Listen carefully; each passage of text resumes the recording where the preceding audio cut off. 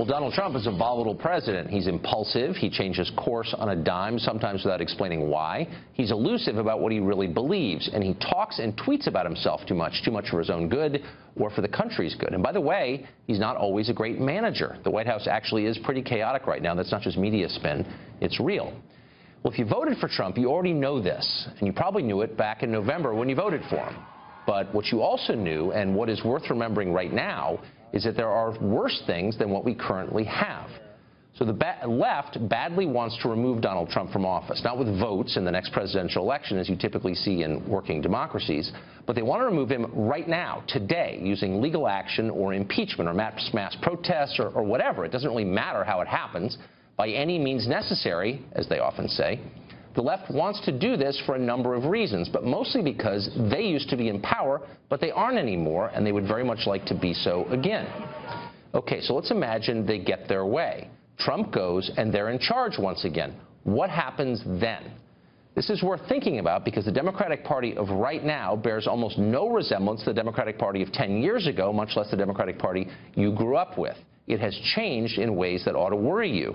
The modern left is no longer an ideological movement. Instead, it's an organized movement around identity politics.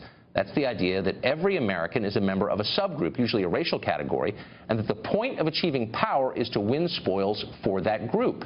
Another word for this is tribalism, and it's the most divisive possible way to run a country. Because it's not about ideas and based instead on immutable characteristics, identity politics is inherently unreasonable. There's no winning arguments or even having arguments. There is only victory or defeat for the group you belong to. Your gain is my loss by definition. In the end, every group finds itself at war with every other group. It is the perfect inversion, the perfect perversion of the American ideal. Out of one, many. And it never ends well. We know this because it is the story of much of the rest of the world. And the left has brought it here to America. Now, once you understand this, you begin to see the futility of dealing with modern progressives as just another political faction, people you can reason with or perhaps even convince. They don't want to argue. They want to win. The old rules that you remember, those mean nothing to them. The left doesn't believe American traditions are noble or worth preserving. On the contrary, anything old must be destroyed, and that would include the basic institutions of our society going back to colonial times. The nuclear family, freedom of speech, traditional religious faith, the rule of law. All of these are under direct and open assault by the left. This is not an exaggeration. They're not pretending anymore. They're saying it. Indeed, the left has grown so impatient, much more than ever, that it is now unable to acknowledge the basic legitimacy of any government act they disagree with. Every executive order is a new opportunity to demand massive resistance to the law itself. Every expression of conservative opinion is a chance to get somebody else fired.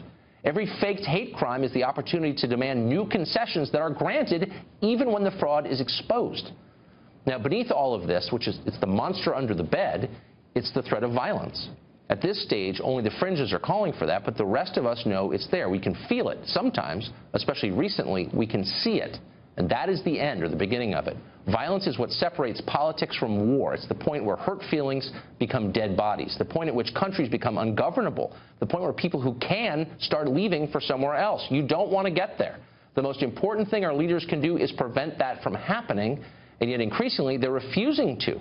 The kind of arguments we used to have in Washington centered around tax rates or trade agreements, suddenly that seems antique. Here's what we're talking about now. Watch what happened when these two progressives were asked on this show whether they would condemn political violence. Because of his race, Denny was pulled from his truck and smashed in the head with a cinder block until he sustained brain damage. It was a hate crime if there ever was one. It all happened on videotape. A helicopter caught it, and it happened in Maxine Waters' city. But she did not denounce the attack. On the contrary, she all but endorsed the attack. That puts her outside the pale. Endorsing violence that's the line, and she crossed it.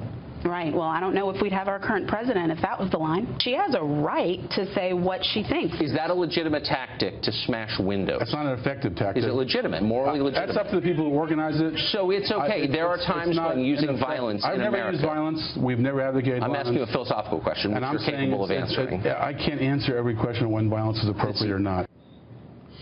I can't answer whether violence is appropriate or not. Okay, until they can answer yes, unhesitatingly, we are in danger.